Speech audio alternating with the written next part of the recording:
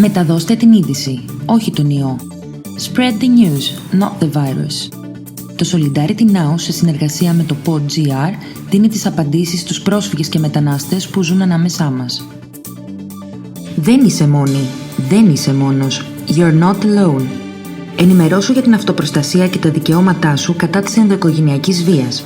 Το Solidarity Now και το pod.gr ενώνουν τις δυνάμεις τους για να σε βοηθήσουν. Άκου πώς να προστατευτείς στα γαλλικά. Vous n'êtes pas seul.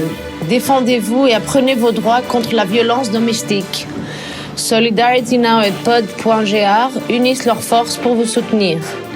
Écoutez comment vous pouvez vous protéger en français. Coronavirus, isolement et tension. Vous n'êtes pas seul. Solidarity Now vous informe sur la violence domestique et sur vos droits à vous protéger. Chers amis et chers amis, nous espérons que vous êtes tous bien en sécurité. N'oubliez pas de suivre les instructions des professionnels de santé que nous vous avons partagées par podcast avec vous précédemment.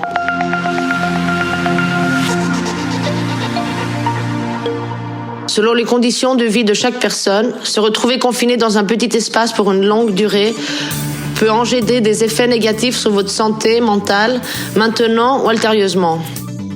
Si vous avez le besoin d'un soutien spécialisé, n'hésitez pas à contacter un professionnel.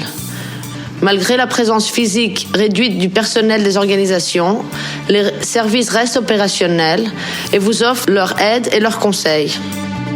Le confinement à domicile peut avoir des influences négatives sur vous et sur vos relations familiales, bouleversant l'équilibre familial existant.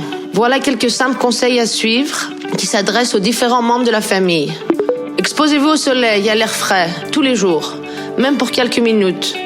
Vous pouvez ouvrir vos fenêtres et vous détendre face à la lumière naturelle. Un peu d'exercice physique est bénéfique pour le corps et pour l'esprit. Dépensez-vous, bougez autant que vous le pouvez. Si vous avez accès à la technologie adéquate, consacrez du temps pour communiquer avec vos proches qui se trouvent à l'étranger ou même écrivez-leur une lettre. Tenez un journal, racontez une histoire à vos enfants, écoutez la musique qui vous rend heureux. Essayez-vous au chant même. Ces conseils de base peuvent ne pas être utiles à tous. La tension psychologique peut engendrer de la violence ou aggraver une situation préexistante. Il est important de toujours se rappeler que la violence n'est jamais justifiée. Si vous êtes victime de violences domestiques, sachez que vous n'êtes pas seul.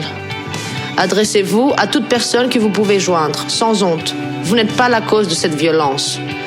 Essayez de prévoir un plan de protection avec des voisins bénévolents et demandez de l'aide quand c'est possible. Vous pouvez aussi appeler le 15 900, le numéro national d'assistance aux victimes de violences domestiques. Ce numéro fournit quelques heures par jour un service d'interprétation dans plusieurs langues.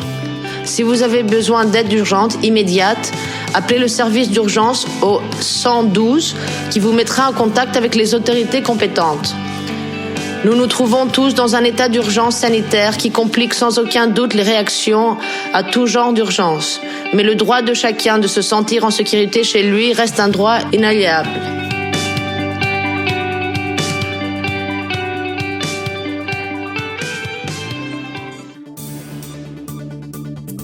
Ήταν το Frequently Asked Questions for Migrants, ένα podcast του Solidarity Now σε συνεργασία με το PodGR που δίνει χρήσιμες απαντήσεις σε πρόσφυγες και μετανάστες που ζουν στη χώρα μας. Βρείτε το podcast στην ιστοσελίδα του Solidarity Now, στο PodGR, στο Spotify, Apple Podcasts ή όπου ακούτε podcast από το κινητό σας. Vous pouvez trouver le podcast sur le site de Solidarity Now, sur pod.gr, sur Spotify, sur Apple Podcasts ou sur n'importe quelle chaîne où vous pouvez avoir accès au podcast de votre portable.